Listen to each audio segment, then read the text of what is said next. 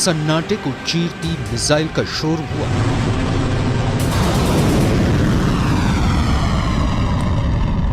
आवाज से 5 गुना रफ्तार वाली मिसाइलें लॉन्च होने लगी और फिर जमीन पर जोरदार धमाका होता है, इतना जोरदार कि जलजला आ जाता है। आग की लपटों के साथ जमीन का जर्रा जर्रा बिखर जाता है। धुएं का गुबार पूरे आसमान में छा जाता है। लगभग 50 सेकंड के इस वीडियो क्लिप से दुश्मन का कलेजा कांप उठा।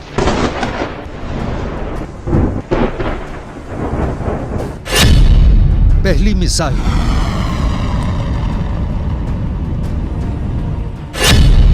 दूसरी मिसाइल,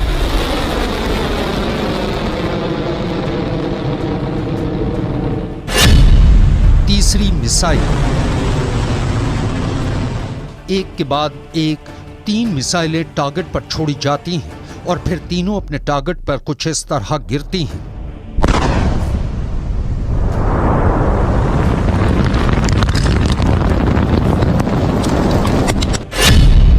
धमाका नंबर 1,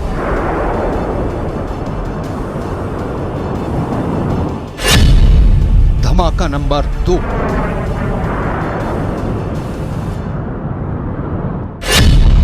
धमाका नंबर 3,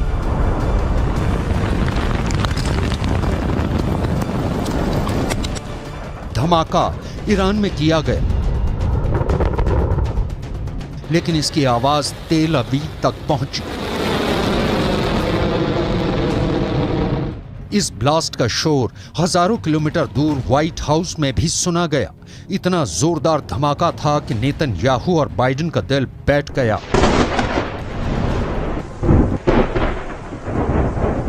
ईरान की पहली हाइपरसोनिक मिसाइल वार और पलटवार के लिए तैयार है।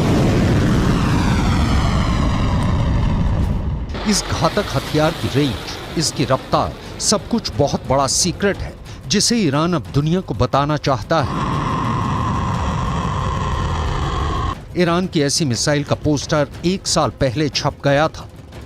तेहरान की सड़कों पर चप्पे चप्पे में पोस्टर लगाया गया।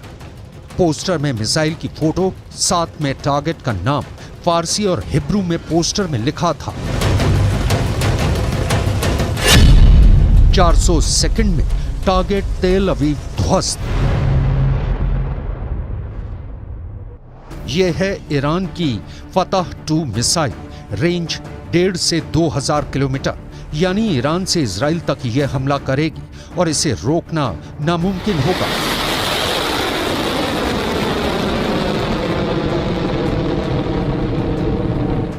क्योंकि ये हाइपरसोनिक मिसाइल है, यानी स्पीड 6000 किलोमीटर प्रति घंटा से ज्यादा, या कहें कि आवाज से 5 गुना ज्यादा रफ्तार।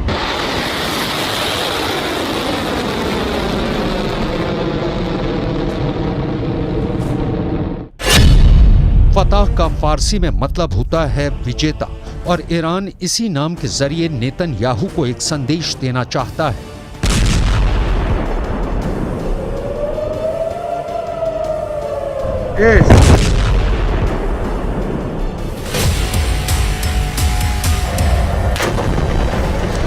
गाजा में हो रही बमबारी और हजारों लोगों की मौत को लेकर ईरान इस वक्त बहुत गुस्से में है।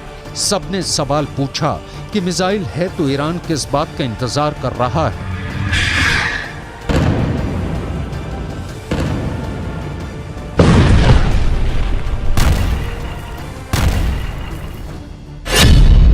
ये बात साफ है कि फतह का टारगेट इजराइल है। पिछले साल नवंबर में ईरान की इस्लामिक रिवॉल्यूशनरी गार्ड कोर यानी IRGC ने दावा किया था कि उसने एक ऐसी हाइपरसोनिक मिसाइल बनाई है जो महज 7 मिनट के अंदर इजराइल को तबाह कर सकती है। यानी इजराइल को सिर्फ 400 सेकंड में बर्बाद करने का दावा किया गया, और अब फतह 2 सबके सामने है। هر هدفی رو که اراده بکنیم به حول قوه الهی دقیق اون رو مورد اصابت قرار بدیم. تخيفنا ولم تخفنا في الله أكبر الله جندي.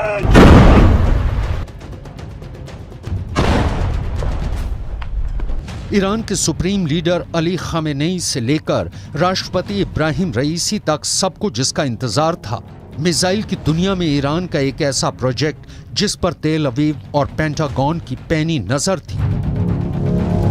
मिसाइल की ईरान की ताकत देखने के लिए दुनिया बड़ी बेसब्री से इंतजार कर रही थी। खामेनेई ने पहले इसी मिसाइल का एक सीक्रेट अड्डे पर जाकर मुआयना किया और फिर ईरान ने जोरदार बारूदी धमाका करके दोस्त और दुश्मन सभी को अपनी ताकत का सबूत दे दिया।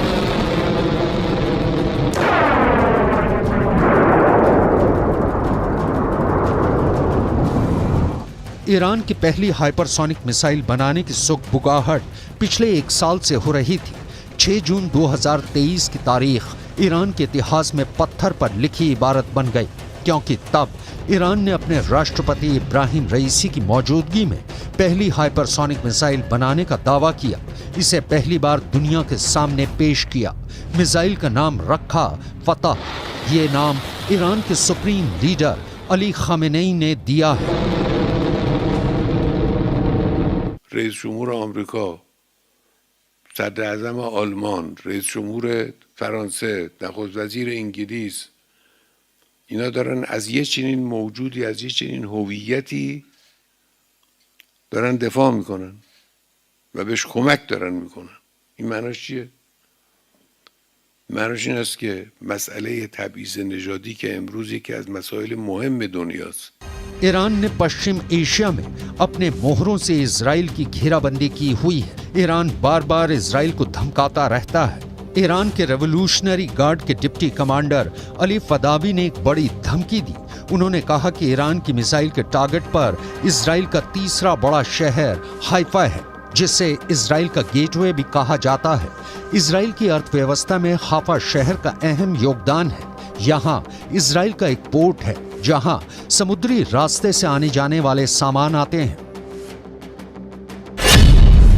फतह मिसाइल के नजरिए से देखें तो ईरान से हाइफा की दूरी 2000 किलोमीटर है और सीरिया से तो हाइफा की दूरी 600 किलोमीटर से भी कम है, लेकिन लेबनान से हाइफा की दूरी मात्र 350 किलोमीटर है।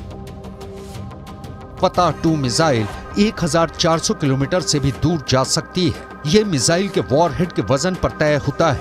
ऐसे में सवाल पैदा होता है कि अगर ईरान हाइफा को अपनी जमीन से निशाना बनाएगा तो क्या ईरान के पास 2000 किलोमीटर से दूर तक मार करने वाली मिसाइलें हैं जो हाइफा को निशाना बना सकती हैं, या फिर ईरान सीरिया और लेबनान से इजराइल के शहर हाइफा को निशाना बनाएगा। ईरान की सेना और सरकार ने दावा किया है कि इस हाइपरसोनिक मिसाइल के खौफ से अब दुश्मन आंख उठाकर देखने से पहले 1000 बार सोचेगा।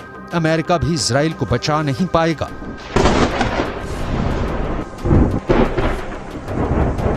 غرب، آمریکا و انگلیس و آلمان و فرانسه مشخصاً و بعضی دولت‌های منافق در کنار آنان، اینها یک شکست اخلاقی عظیم را در جهان تجربه کردند، اما آنها باید بدانند هیچ یک از این اقدامات مانعی نیست، عاملی نیست برای نجات صهیونیست‌ها.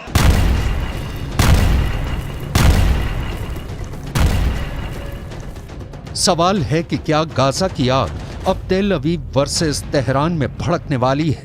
क्या ईरान अपने दम पर इजराइल को हरा सकता है? और क्या फतह मिसाइल ने उसे वो भरोसा दे दिया है? صنایع دفاعی و موشکی و نظامی بومی شده، وارداتی نیست که بشه با تهدیدها و بشه با دنبال کردن دشمنان این دانش رو و این صنعت پیشرفته رو. हाल के सालों में ईरान पश्चिम एशिया में एक बड़ी शक्ति बनकर उभरा है। ईरान ने अपने वर्चस्व बढ़ाने के लिए पूरे इलाके में अपने साथ कई देशों को भी लामबंद किया है। ऐसे में कहा जाता है कि ईरान के फतह 110 मिसाइल पहले से ही लेबनान में हिजबुल्लाह के पास है, जो आसानी से हाइफा को टारगेट कर सकती है। खबरें तो ऐसी भी हैं कि ईरान ने अपनी फतेह 110 और जुल्फिकार बैलिस्टिक मिसाइल को सीरिया में तैनात कर दिया है।